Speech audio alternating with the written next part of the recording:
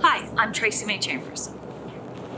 Welcome to Hope and Healing Canada, site-specific installations across Canada created with red wool, illustrating the lack of connection between Indigenous communities and settler Canadians. As things started to ebb a little bit with COVID, the numbers from Kamloops came out.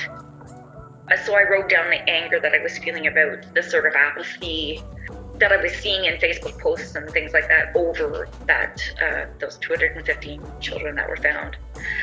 And then, of course, sadness because of that, and confusion about how to deal with that through my own practice, but also in my own mind, like how to deal with this colonial view of the world. I present as white, and so just even dealing with that as far as a colonial viewpoint and my own worldview, how do I deconstruct that?